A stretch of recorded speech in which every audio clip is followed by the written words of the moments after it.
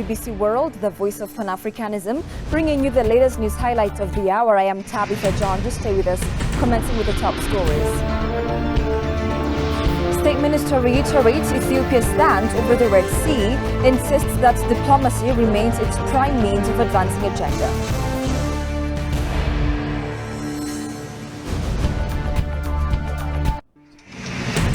And President Sahle-Work Zewde urges African governments to redouble efforts for the industrialization of the continent.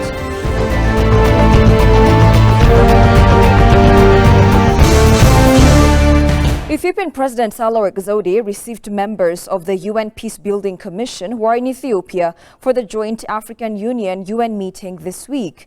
The president, while congratulating the delegation, emphasized that there won't be sustainable peace without conflict prevention and breaking the vicious cycle of fighting, killing and destruction. Referring to her own experience, she added that peace-building has to be inclusive and has to address the needs of communities. For his part, the chair of the UN Peacebuilding Commission, Ivan Simonovic, briefed on the work, challenges and plans of the Commission.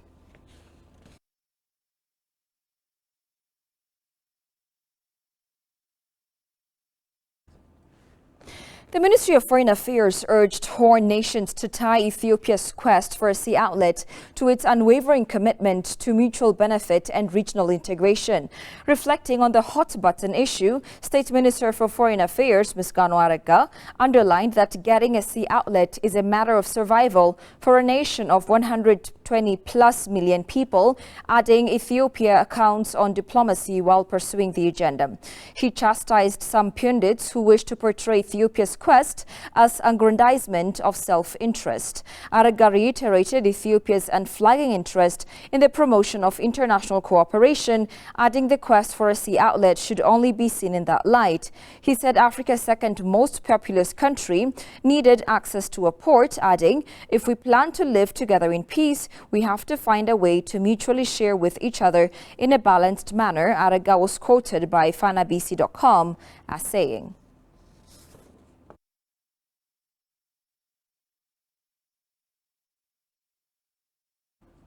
Foreign Affairs spokesperson announced the headquarters of Global Black History, Heritage and Education Center will officially be inaugurated in Addis Ababa on December 8, 2023.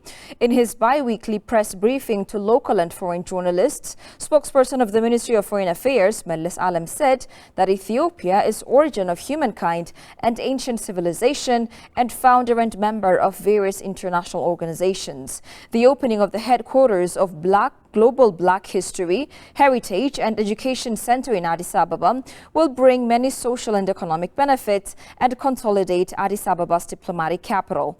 Ambassador Meles said the center's decision to open its headquarters in Ethiopia is recognition of the country's vibrant history in Pan-African movements. The center is devoted to restoring, reclaiming, preserving, conserving, rediscovering and accurately documenting Africa's true history and heritage that will include manuscripts, artifacts, ruins, achievements, inventions, and ideologies.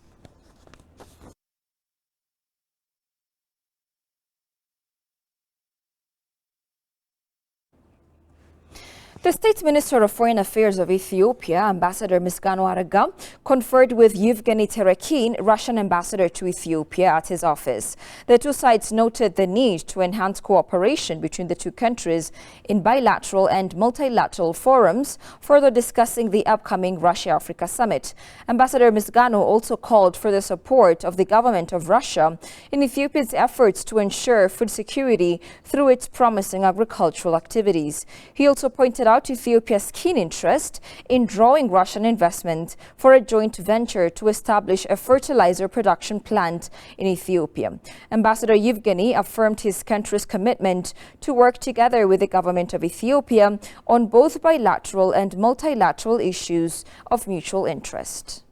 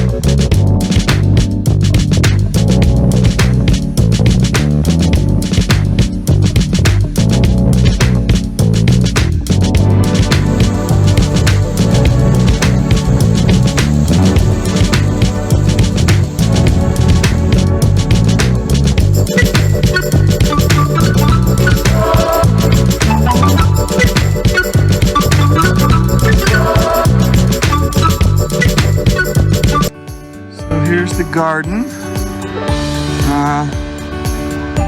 Should be a bunch of plants that are native to Ethiopia.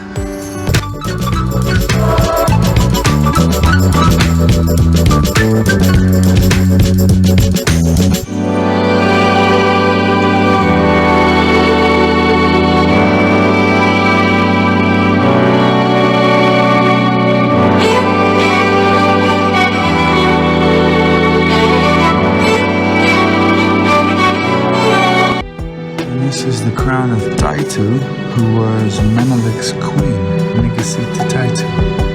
And she's a lot. She actually started the school systems in Ethiopia.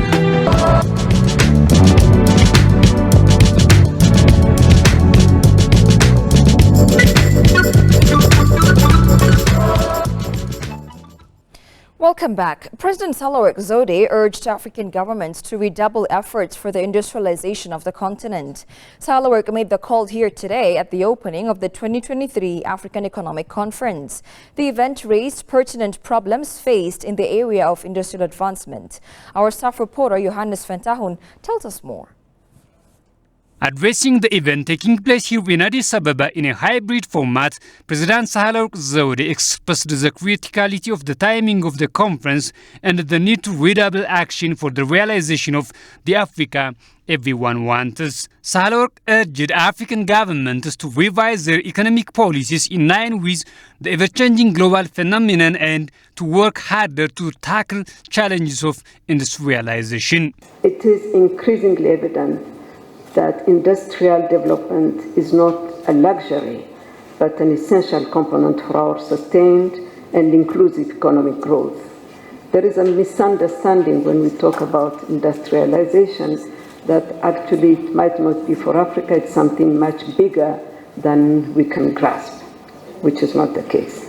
So it's really, therefore, essential that we build a robust industrial sector that can withstand external shocks, investing in our manufacturing industries and cultivating industrial capabilities through intentional efforts towards import substitution and export-oriented industrialization. And that is really crucial. The event is co-hosted by the African Development Bank, the Economic Commission for Africa and the United Nations Development Programme. Ethiopia's resolve to become a middle-income country by 2025 was a topic of discussion, the details of which were elucidated by Melaku Alleber, the Minister of Industry. Ethiopia exemplifies this ambition with notable economic resilience and growth underpinned by our homegrown economic reform and a 10-year development plan. This aims to elevate Ethiopia into a middle-income country by 2025, focusing on key sectors like agriculture, manufacturing industry, mining, tourism, and ICT. Ethiopia has sustained impressive consecutive economic growth, averaging 6.3 over the past 5 years. This growth reflects not only the resilience of the Ethiopian economy, but also the remarkable progress in agriculture and manufacturing. Executive Director of the UN Economic Commission for Africa, Clever Gatete, described how Africa has been affected by global and continental challenges and called upon member states to fulfill their commitment for the realization of the final goal of AU's Agenda 2063. The triple crisis constituted by the COVID-19 pandemic, the war in Ukraine, and the relentless impact of climate change have imposed multifaceted challenges upon our beloved continent.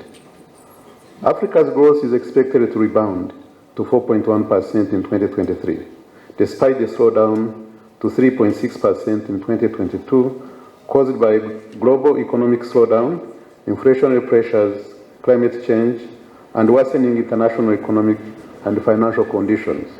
As the SDG target year 2030 approaches, member states must review progress made and identify the remaining tasks. You all agree with me that at the heart of our efforts to rescue the Sustainable Development Goals and fulfill our commitment to the Africa we want lies our call for accelerated industrialization for sustainable and inclusive development. Since its inception in 2006, the African Economic Conference series has fostered research, expert and policy dialogue, and a knowledge sharing on a wide range of issues and challenges facing Africa. And finally, China and Africa vowed to further augment China-Africa cooperation under the Belt and Road Initiative, BRI, with stakeholders pledging financial support to bolster high-quality BRI cooperation. This comes as the African Union and the Chinese mission to the AU held a high-level seminar on Wednesday in the Ethiopian capital of Addis Ababa, with the participation of senior AU officials, officials from African countries, Chinese government officials, members of the diplomatic community in Ethiopia, high-level representatives of Chinese and African financial institutions and academia, among others. The high-level seminar, which was held under the theme Financial Support for China-Africa Belt and Road Cooperation, assessed ways for project and trade financing, China-Africa cross-border payment and settlement, as well as practices to help African countries obtain finance.